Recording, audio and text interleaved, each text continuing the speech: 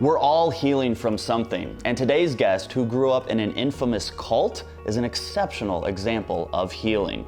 In this episode, you'll learn her story of self-discovery and the wellness practices that are working for her.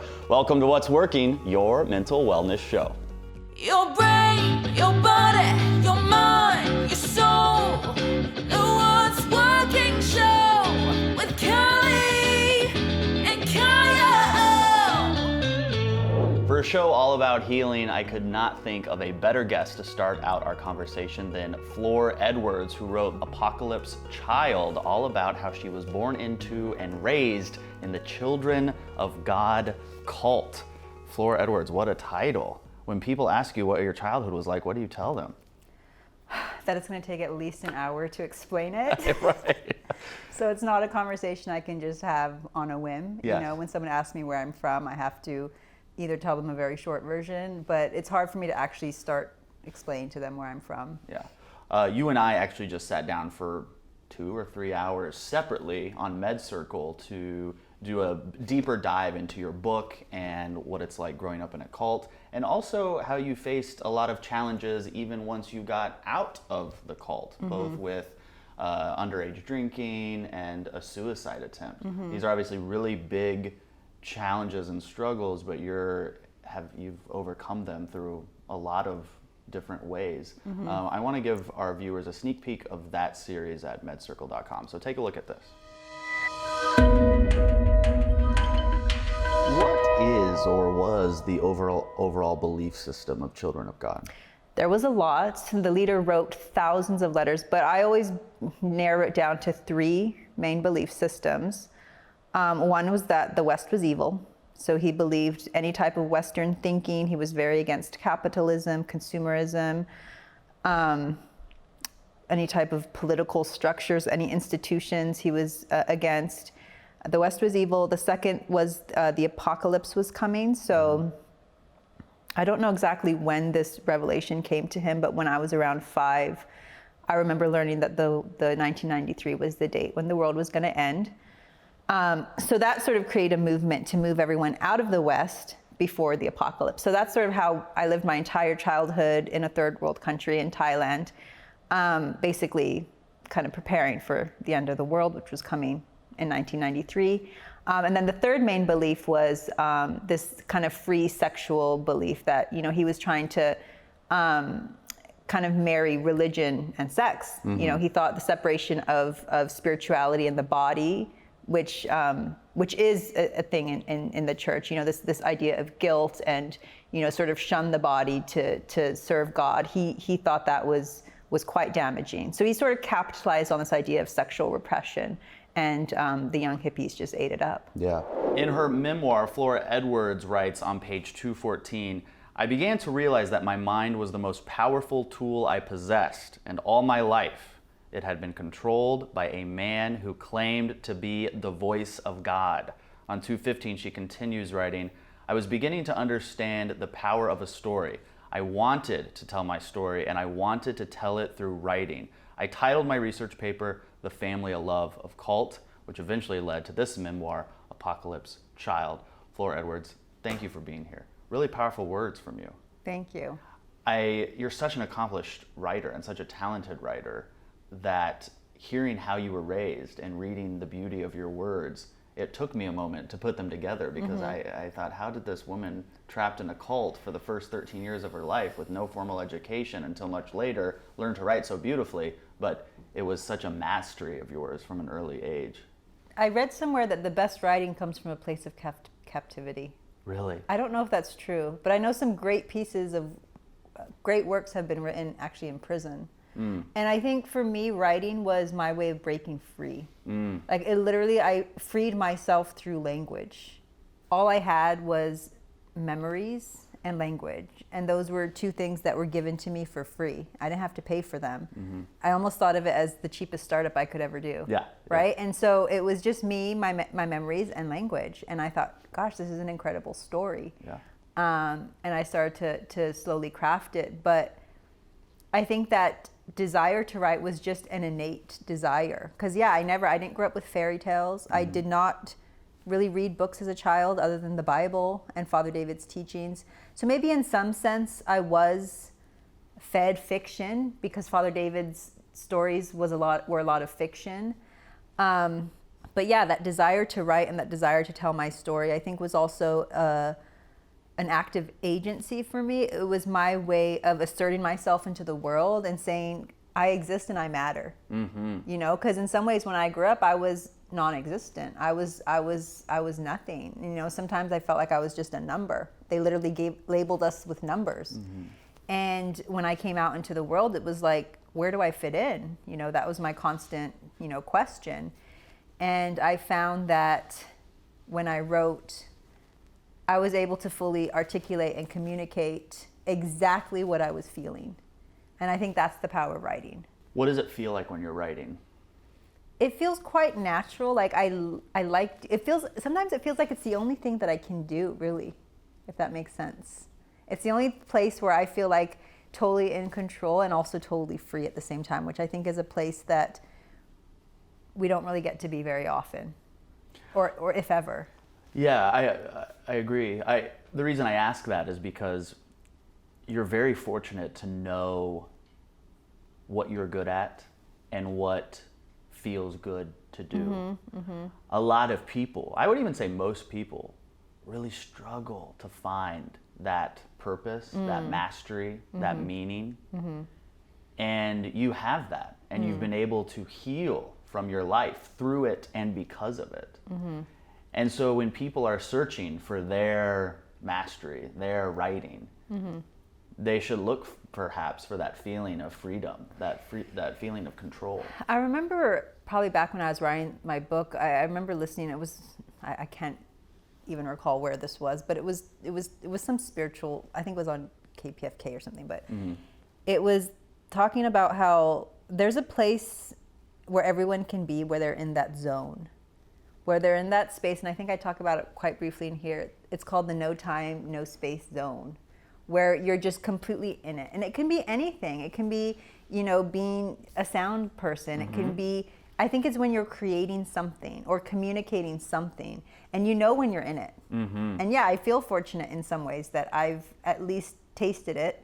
I can't say I'm fully in it right now. I'm doing a lot of other different things, but definitely when I wrote this book, that was my kind of my zone, if you will. Do you have any other mastery that's close to writing? Well, I did a lot of yoga. I wouldn't say I'm a master.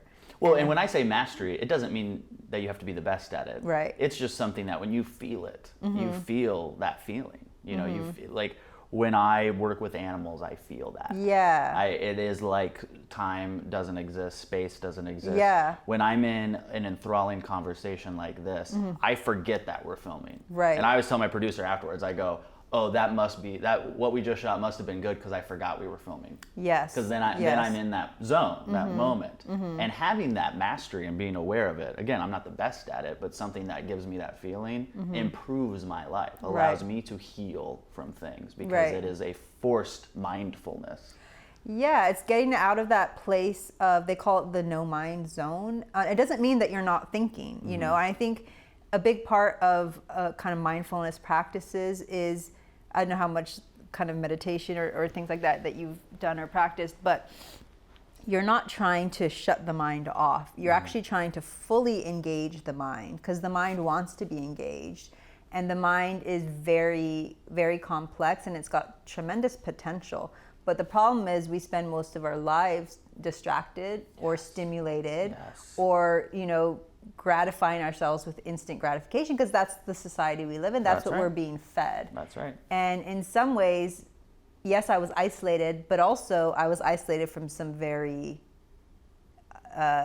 destructive things, you know, that maybe helped me develop that certain curiosity that I needed. So yeah, I think if you're not engaged in whatever it is that makes your soul happy, your mind's going to latch on to all kinds of other things that are destructive, whether it's addiction, any kind of destructive, you know, tendencies or behaviors. How did you go from the little girl who found out she was in a cult to this woman taking on the world? The first thing that comes to mind about what is working is, I think, my belief in a story. and how powerful a story is, and how we're all shaping the narratives of our lives. And for me, just writing down my story was the way that I healed from it. I mean, there's a lot of things that are working, you know, whether it's healing, whether it's like we were talking about before, understanding, curiosity, education. These are all elements of healing, I think. But I really did find power in a story and in telling it too. Yeah. The story is about you growing up in the Children of God sect. You spent a large part of your childhood living in Thailand with your family and your 11 brothers and sisters. But the story itself was actually very relatable, even to someone like me who didn't grow up in a cult and only has one other brother. What do you think it is about life or about struggles or obstacles that seem to kind of relate us all together and bond us together? On some level, everybody needs healing, you know? I don't think, this might just be my own way of coping and how I learned to deal with my own childhood and in a way my own existence with. I had to believe that we're on this earth to heal. I really see no other reason for us to be here. And I think once I understood that, I could understand why I had been through what I grew up in. Everyone, you know, again, needs healing on some level. Yes. What is healing to you? Oh gosh, that's again a big question. But I think a lot of times when we think of healing, we think only of one aspect of health. We might think of, especially here in the West, physical health. Yes. You know, we think of eating right and exercising and getting enough rest and sleep. And, you know, or we might go a little bit deeper and think of more psychological components of health, whether it's what is Maslow's hierarchy of needs, where it's like, okay, we have emotional health, we have, you know, eventually we have, you know, spiritual health in that sense of purpose. But I think health and healing to me is much more holistic. And when I did come out of the cult and I was dealing with so many different confusing emotions and sort of just psychologically trying to comprehend what happened, I had to see health and healing much more holistically.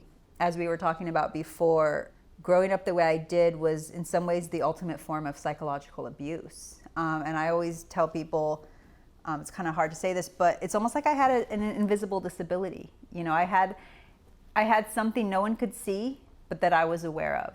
And it was sort of a debilitation in a way, because my view of the world was completely skewed. So I understood quite quickly that I had to heal myself psychologically, and that is almost the hardest thing, you know, without relying necessarily on traditional modes. I kind of used myself as self-study, and I understood that I had within myself everything I needed to heal, but I had to do the work. But knowing that is already so hard.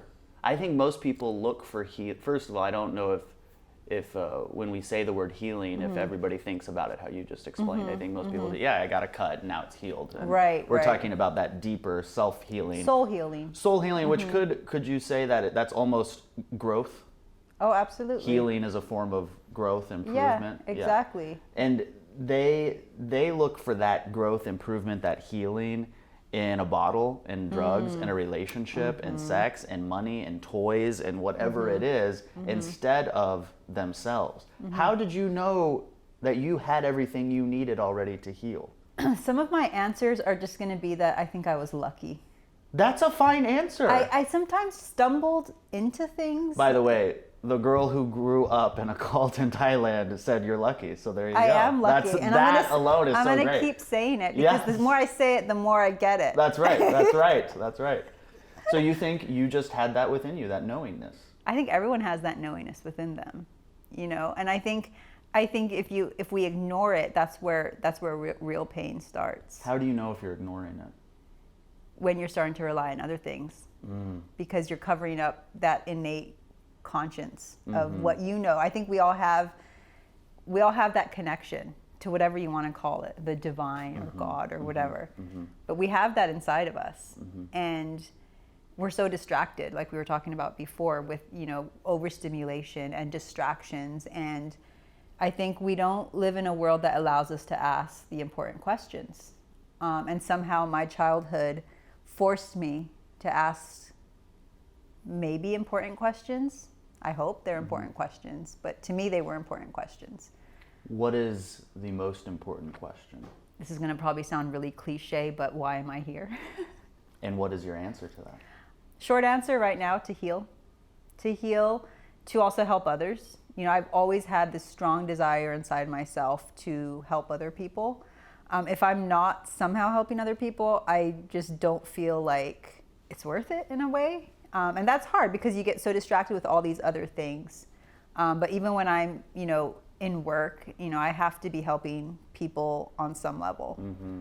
That's really beautiful. But you can't help people until you heal yourself. And I think that's the hardest thing, because it's easy to skip that step and go straight into, oh, I'm going to be a good Samaritan and I'm going to help other people and I'm going to heal other people. But if you neglect yourself, you're not helping other people. And they can heal other people to distract themselves from the problems that they're dealing with. Exactly. I see this a lot, and I hope I don't get in trouble for saying this, but I see this a lot with mothers. Mm-hmm. It's a natural instinct as women. They give, Don't they blame give, they us. give, and they have these kids, and they're just giving it. And then all of a sudden, when I'm, you know, because a lot of my friends are mothers, and they're talking to me one-on-one, I go, but you're not even thinking about you haven't thought about yourself in 8 months, in 2 years. Yeah. When are you going to start thinking about you and heal you? Because we all have something to heal. Yeah. I think what a lot of people, it's hard, especially when you're so busy, you know, and lately even I've sometimes been so busy that I'm like, I forget, but sometimes it's just the little things. But I was just thinking about this the other day. The most important gift you can give to anyone is your own health and not just health as in physical health. Oh, I'm in shape and I ate my 5 fruits and vegetables today, but your own deep soul healing. You're going to be a great gift to everyone. Yes. If you do that work. Yes. It doesn't have to be, you know, a full-time job.